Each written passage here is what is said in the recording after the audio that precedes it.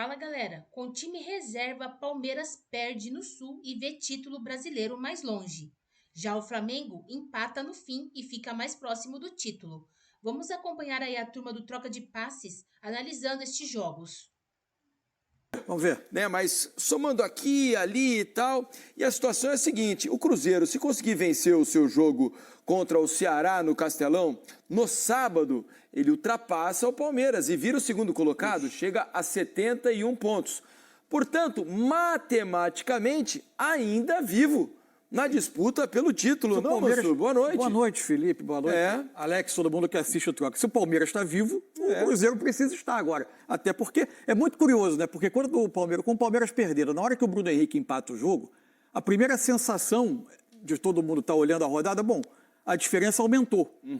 Mas se a gente parar para pensar, ao final da rodada, a diferença pode ter permanecido igual. O que muda é o perseguidor, né? Porque o Cruzeiro pode ficar os mesmos 4 pontos atrás, com uma diferença.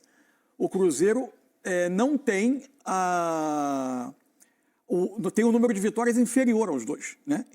O Cruzeiro tem 19 vitórias nesse momento. A dificuldade que o Flamengo tem em relação ao Palmeiras é que ele, alcançando o Flamengo com uma vitória e o Flamengo um tropeço, o Palmeiras iguala em número de vitórias, mas com 2 vitórias e o Flamengo tropeçando, ele passaria. O Cruzeiro tem 19 vitórias só, o Palmeiras 21, o Flamengo 22. Isso. Então, e mesmo que ele iguale em vitórias e em pontos, o saldo do Flamengo ainda é, nesse momento, 49 a 27. 22 gols maior do que o Cruzeiro. Então, de todo modo, o Cruzeiro podendo chegar no máximo a 77 pontos, o Flamengo, em relação ao Cruzeiro, depende de uma vitória. Isso. Então, nesse momento, a situação o Flamengo depende de uma vitória sobre o Ceará no Maracanã. O empate ainda não garante, porque o Palmeiras pode fazer 2 vitórias nos seus jogos e ultrapassar. Sob o ponto de vista do torcedor do Flamengo, que teve perdendo o jogo durante muito tempo e durante um período teve perdendo enquanto o Palmeiras vencia, no fim acaba pode ter talvez uma ponta de frustração por não ter encerrado o campeonato na primeira oportunidade que teve, mas no todo não dá para achar que a noite foi ruim. O Flamengo tem uma rodada a menos e, no mínimo, a diferença é mantida. É claro que futebol é aquele negócio, né, Alex? Não adianta ser engenheiro de obra pronta, o treinador tem que trabalhar... Só nós comentaristas somos. Tem os argumentos ali, né, e tudo para pensar antes das coisas acontecerem. Mas, nesse momento, a torcida do Palmeiras, ou boa parte dela, deve estar lamentando o fato do time não ter ido com força máxima a Porto Alegre. Caso o Palmeiras conseguisse vencer o Grêmio nessa noite, teria diminuído a diferença em relação ao Flamengo e ainda continuar sonhando de uma maneira mais realista a possibilidade do título, né, Alex? Boa noite. Boa noite, Felipe, Cadu Mansa, todo mundo está em casa. Lógico que essa perda de energia, vamos dizer assim, ele não passa realmente algo...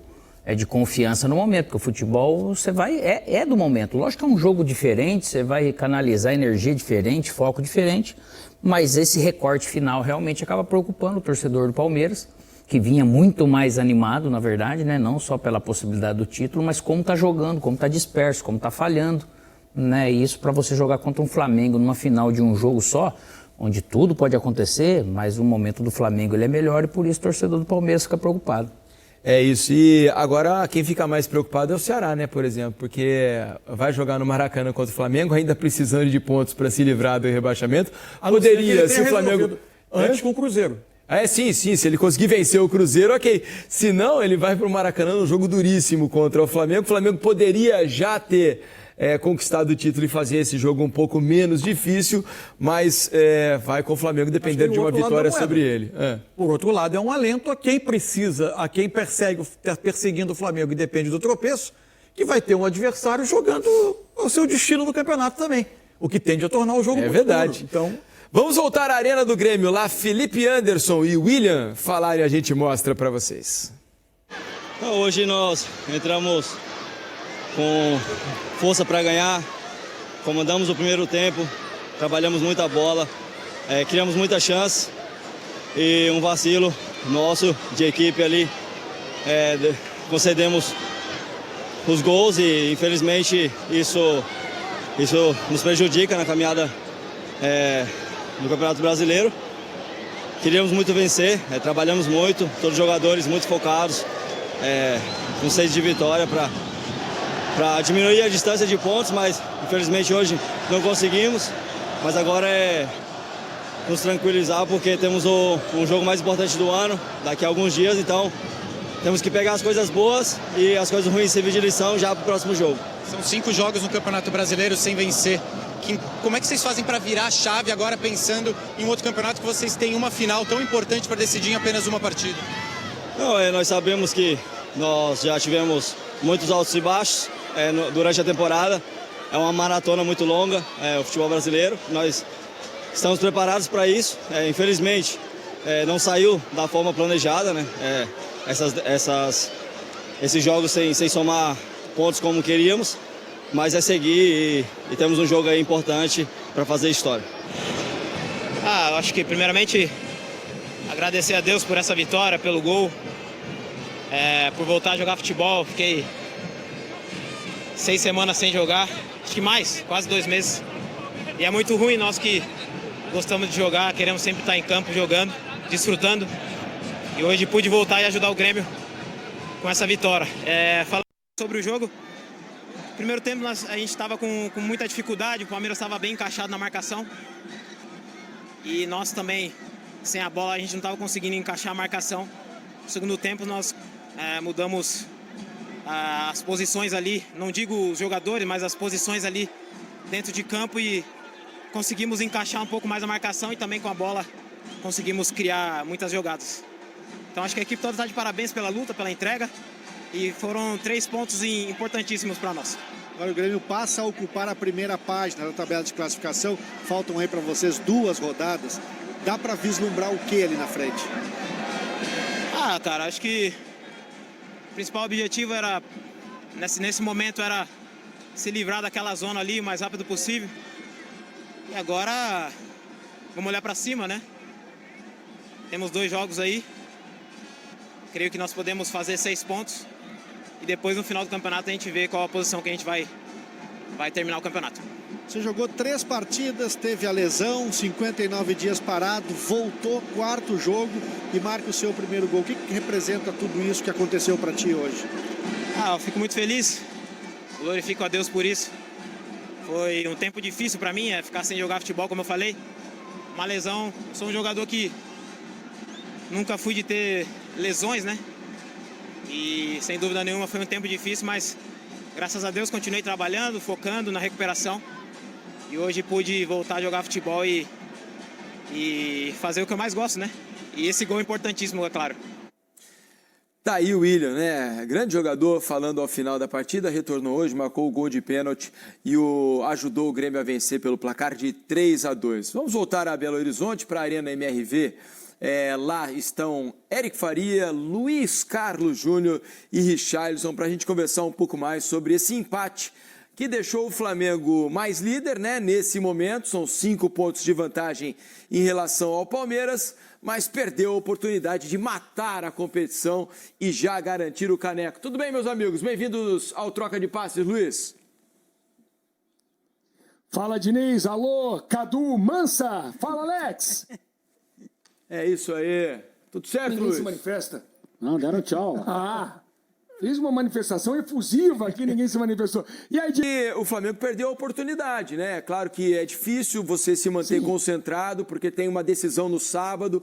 É inevitável você não estar dividido em relação às 2 competições e a essa reta final, mas não deixa de ser um desperdício de oportunidade de garantir matematicamente o título e já ir mais relaxado, se é que dá para ser assim, a decisão da Libertadores no sábado, né, Luiz? Sim, mas esse equilíbrio hoje me pareceu difícil, né? Medo de se machucar, o time meio travado. O que vocês pensam? E aí, Eric? Bom, boa noite, Diniz, Mansu, Alex. Um abraço para todo mundo que está acompanhando o Troca. Até durante a transmissão a gente falou sobre isso, né? Naquele momento o Flamengo estava até perdendo ainda e o Grêmio estava vencendo por 3-1. Assim, é óbvio que ter uma Libertadores no sábado, uma rodada espremida como a do fim de semana, ia cobrar um preço nessa terça-feira, né? É quase que um teste de sobrevivência. Quem conseguisse sair mais vivo dessa terça-feira teria mais chance de ser campeão. E claro, o Flamengo já com uma vantagem de de 4 pontos. O Atlético fez um jogo assim muito competitivo, tentando se reequilibrar, principalmente psicologicamente, depois da derrota na final da Copa Sul-Americana. Conseguiu fazer o seu gol, esse que a gente vai ver agora no primeiro tempo, no único momento em que o Atlético conseguiu pôr a bola no chão, trabalhar, trocar passes. O Dudu fez uma boa jogada individual para cima do Emerson Royal, que não teve numa boa noite. E o Bernat aproveitou, entrou no meio da zaga, uma bobeira, todo mundo ficou olhando o Bernat entrar. E o Atlético fez esse gol e voltou para o segundo tempo absolutamente concentrado para segurar o resultado. Gastou tempo, o Everson caiu mais 2 vezes, tanto que levou até cartão amarelo. Chegou um momento que o São Paulo fez uma linha de 7 à frente da defesa, à frente da área e do Everson. E aí o Flamengo precisou começar a chuveirar muito a bola. O Flamengo não encontrou espaços, mesmo quando entraram os titulares, né? Pois é, mas mesmo estamos vendo aí os lances do primeiro tempo. O primeiro tempo o Flamengo teve mais chances. O Flamengo teve mais chances, não, Richarlison? Porque, boa noite, meninos, boa noite a todos que nos acompanham. Porque a proposta do Atlético no primeiro tempo ela foi diferente. Então, o Flamengo, mesmo com um time alternativo, teve essa a que o Léo possibilidade. Pereira perdeu, por exemplo. Teve 2 com com Samuel Lino, teve a trave. Teve essa do Léo Pereira no primeiro tempo e agora mas do sempre Wallace cruzando, né? Sim, o Flamengo não conseguiu articular muito. Conseguiu ter chances com o Samuel Lino, escanteio do Léo Pereira. E sempre com muitos cruzamentos, né? Foi a forma que o Flamengo tentou achar para furar essa parede, esse ônibus que o Atlético estacionou na frente da zaga. Aí no segundo tempo os craques entram, mas as chances não aumentam. Porque tem um jogo diferente defensivo por parte do Atlético. O Atlético se defendeu muito bem, o Eric observou muito bem, uma linha de 7 teve hora, uma linha de 3, aí ele abre mão do Hulk e coloca o Rony, que é um jogador que vai usar toda a velocidade, é o primeiro lance do Rony. Essa foi a única chance do Atlético no segundo tempo, né? E aí o Atlético tem o quê? Um sistema defensivo bem montado e opta por tentar em algum contra-ataque, uma bola parada, uma fugida em vertical, matar o jogo. E o Flamengo empila oportunidades, mas continua com bola aérea. Numa dessas, aí você tem um jogador, a gente tá vendo aí. Samuel Lino perdeu essa na pequena área, hein? Essa foi a defesa mais fácil do Everson, né? Do Everson, porque as outras foram mais difíceis. E aí você tem um jogador diferente, que é um jogador que tem uma característica de bola aérea, que consegue ler melhor do que o Alacian um possível cruzamento, e daqui a pouco a gente vai ver o gol do Bruno Henrique. O gol que reacendeu a chance, mas já era no finalzinho. Mais uma bola aérea, mais uma bola na trave, dessa foi do Plata. É verdade. Enfim, foi um jogo que eu esperava um pouquinho mais de qualidade técnica, principalmente quando o Felipe colocou a cavalaria pesada, mas também tem que dar um mérito do sistema defensivo do Atlético. E aí você tem uma possibilidade de tentar no finalzinho vencer. Olha o gol que a gente está vendo, um belíssimo gol, que é uma das qualidades do Bruno Henrique, essa facilidade de atacar a bola aérea. Ele sobe muito, ele atropela o Ivan Roman. E logo no final, o Eric, a gente ficou se lamentando no sentido de que poderia ainda ter 2, 3 minutos, o Flamengo ficou comemorando o gol ao invés de pegar a bola e tentar matar o jogo e sair daqui com o título, mas enfim, eu acho que foi um jogo que ficou naquilo que talvez o torcedor do Flamengo esperaria um pouquinho mais, e o torcedor do Atlético teve um alento, né, depois de um título que não veio. No final, eu acho que ficou um resultado que era o que o jogo apareceu. Felipe, você sabe, eu estava pensando aqui, vendo a cabeçada do Bruno Henrique, como ele foi absolutamente decisivo nessa reta final, né? São 6 gols aí nas últimas rodadas e acaba participando demais desses pontos que foram muito importantes para o Flamengo vencer o campeonato. Claro. Para livrar o espaço. O Flamengo estava preparado para esse cruzamento na segunda trave. Foram 3 ou 4 finalizações de cruzamento na segunda trave, 2 com o Samuel Lino, uma para o lado oposto com o Plata, essa do gol. 2 resultaram em bola na trave. O Flamengo se preparou para esse tipo de jogada. Não era um cruzamento aleatório, não. Fora aqui, né, Eric? O cruzamento não é aquele cruzamento que normalmente vem, né? Aquele cruzamento forte, chapado. É aquela fatiada na bola, porque sabe que tem um jogador que tem uma impulsão absurda como o Bruno Henrique, né? Não, durante o primeiro tempo também o Mansur falou, né? As costas da lateral direita do Atlético, seja com o Natanael, com o Saravia, sempre foi o caminho que o Flamengo teve mais facilidade. Teve uma até com o Ayrton Lucas, que ele entra sozinho e chapa meio né? para fora, assim, né? também foi uma boa chance também nessa bola invertida. Durante o segundo tempo, eu até comentei, não sei se vocês estavam acompanhando a transmissão, ficou um cenário muito parecido com o Fla-Flu. O Fluminense, né, armou um bloqueio muito forte à frente do Fábio, e o Flamengo seguiu cruzando e conseguiu o seu gol numa cabeçada do Juninho, que deu o rebote e veio o pênalti. E hoje a mesma coisa. Então, assim, é difícil furar um bloqueio assim? Claro que é. Pô, daqui de onde eu estou é muito mais fácil falar. Mas quando entraram os jogadores mais técnicos, Jorginho, Arrascaeta, eu achei que o Flamengo pecou um pouquinho. Talvez tivesse que tentar uma articulação, um arremate de fora da área, uma escorada para alguém chegar batendo. E aí acabou se limitando aos cruzamentos.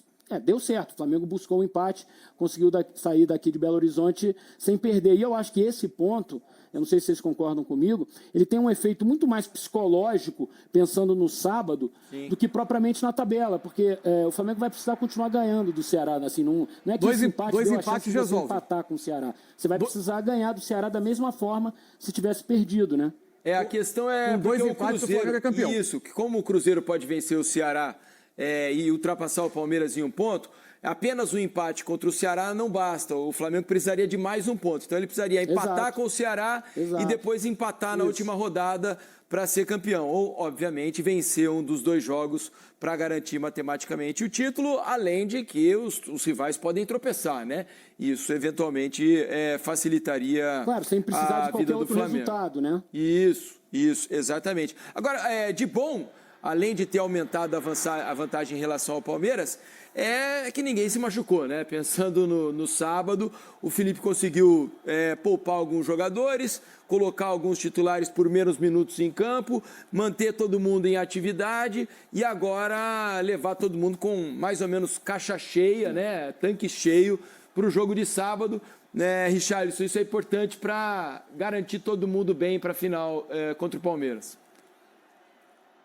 Estou até curioso para saber a coletiva do Felipe, justamente para a gente ouvir se realmente o plano deu certo, porque você acaba não perdendo o jogo, você acaba movimentando os jogadores que vinha sendo pouco utilizado, você traz novamente o Cebolinha para dar mais um ritmo de jogo, você tem a possibilidade do Samuel Lino, que hoje fez um primeiro tempo até agradável. Dos melhores dele. Exatamente, dos últimos tempos. Exatamente. Então, eu estou até curioso para ouvir se realmente esse final de jogo, esse um ponto conquistado aqui, foi um planejamento bem feito, porque tudo aquilo que você colocou na ponta do lápis é verdade. Você não machucou ninguém. E não se desgastou tanto, porque o Flamengo teve a bola o tempo inteiro no segundo tempo. Não precisou ficar correndo atrás do Atlético, né? E o Alex sabe muito bem disso. Para os jogadores que são considerados titulares, você fazer esse treino de 30 minutos também é bom. Porque você ficar 2, 3 dias sem fazer nada, por mais que você volte agora para o Rio e faça aquele treininho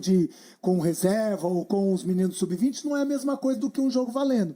Então, acho que no planejamento final, o Felipe deve ter saído satisfeito. Abriu mais um ponto em relação ao Palmeiras. Mas é muito cruel a gente ter uma rodada dessa que vale tanto, né? Assim, espremida entre uma rodada de uma terça-feira, né? Tomara que ano que vem a gente consiga preservar as rodadas finais, para que a gente não precise o Palmeiras entrar com 11 reservas, o Flamengo ter que deixar os seus melhores jogadores no banco. Mas a gente tem uma situação, porque ano que vem tem Copa do Mundo de futebol masculino, depois tem Copa do Mundo de futebol feminino, o calendário está cada vez mais achatado, né?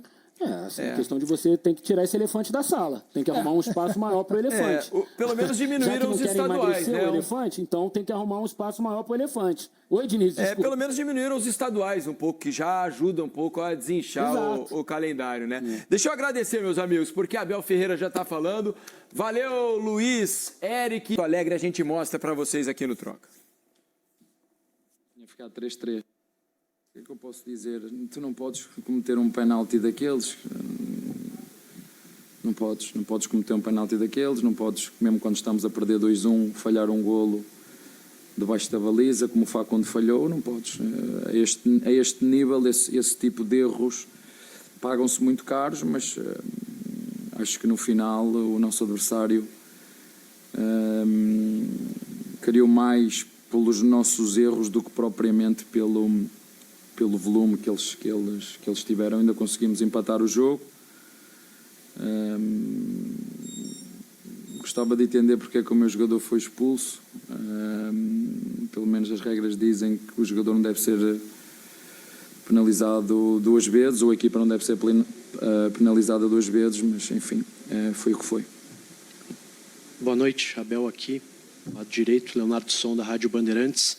Abel, dando sequência aqui na pergunta do colega, considerando também o resultado paralelo do jogo do Atlético Mineiro com o Flamengo, o tropeço do atual líder do campeonato, que ficou no empate, estava perdendo até o final da partida, você não considera um erro, a partir desse resultado, a sua escolha de poupar 11 jogadores, nem levar a maioria para o banco de reservas, e se você tomaria essa decisão novamente após saber do tropeço do Flamengo?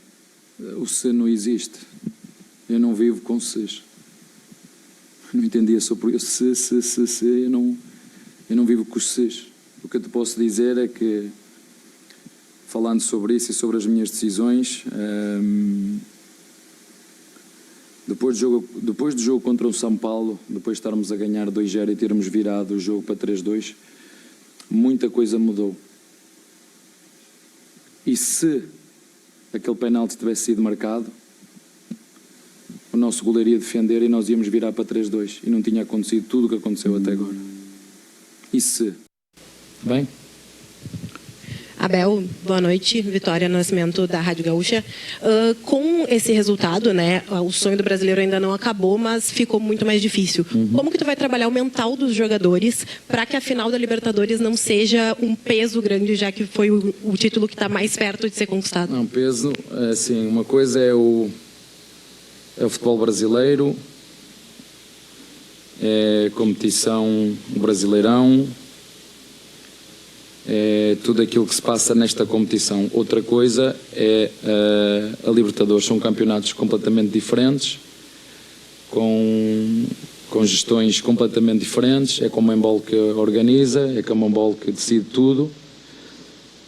E, portanto, como te disse, coincide com dois clubes brasileiros estarem na final, e nós estamos por mérito, por tudo aquilo que fizemos, pela excelente Libertadores que fizemos, e uma coisa é o futebol brasileiro, outra coisa é a CBF, outra coisa é o STJD e outra coisa é a Conmebol. São competições completamente diferentes, mas como te disse, sim, muita coisa mudou.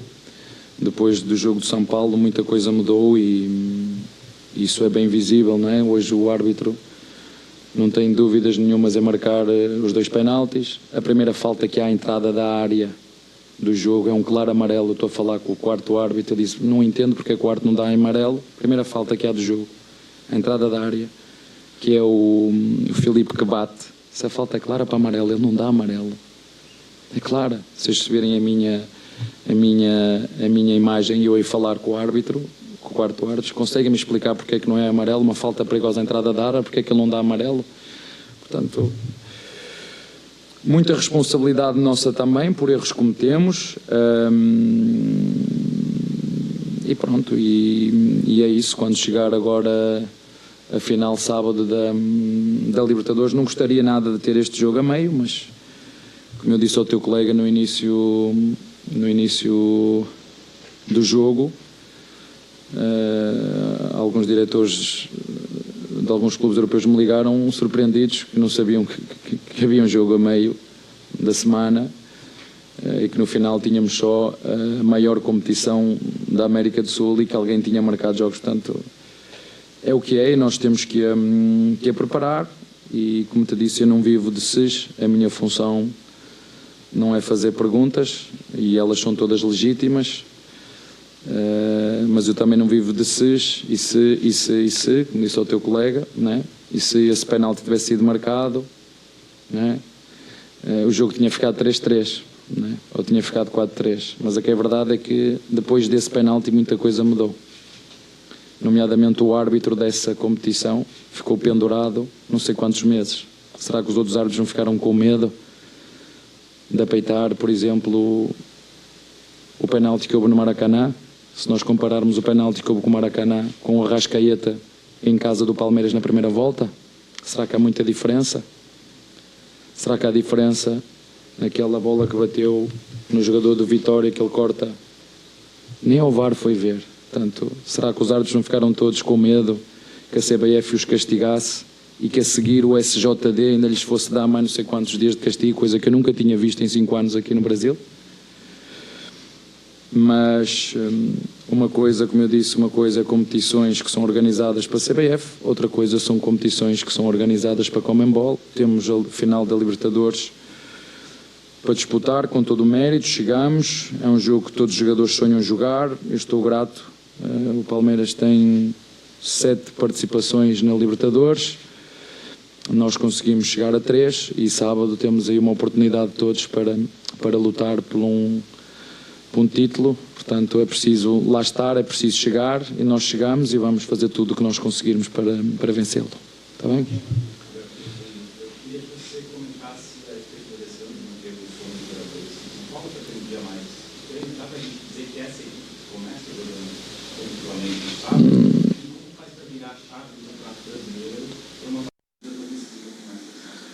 Olha, são decisões minhas, é para isso que eu estou aqui, é para tomar decisões, e todas as decisões que eu tomo é pensar naquilo que é o melhor para o Palmeiras. Mas, como te disse, após o jogo de São Paulo, começámos todos dentro do clube a perceber o que é que estava a passar, e entendi, como aquilo que já tinha dito no último jogo, a questão, as pessoas aí agora querem criar a narrativa, o Palmeiras desistiu. Não foi o Palmeiras que desistiu. O Palmeiras não desistiu do penalti do Maracanã, o Palmeiras não desistiu do penalti no Santos, o Palmeiras não desistiu do penalti do Vitória em casa, o Palmeiras não desistiu. Portanto, o que vai acontecer sábado, tu sábado, se estiveres lá, vais ver, não te vou estar aqui a dizer nada, entendo perfeitamente a tua pergunta. E elas são todas legítimas, eu também é legítimo da minha parte responder diretamente à pergunta ou não querer responder. Tá aí, de Abel Ferreira, a gente vai para Felipe Luiz, técnico do Flamengo, que fala ao vivo e a gente mostra agora para vocês. Hoje, mesmo quando estava 1-0 para o Atlético Mineiro, era impressionante como o time do Flamengo estava dedicado, o time pegou a bola ali no empate, já tentou fazer um gol, não havia tempo, mas queria que você analisasse o jogo e falasse sobre essa entrega, na minha visão, impressionante para um time que está há 3, 4 dias do jogo mais importante da temporada. Obrigado. Boa noite. Bom, é isso. Você resumiu bem. O time fez um bom jogo. Verdade que não é fácil pressionar o Atlético Mineiro. Conheço bem o Sampaoli. Trabalhamos juntos no Flamengo. Sei como ele trabalha a parte ofensiva, como a equipe dele cria.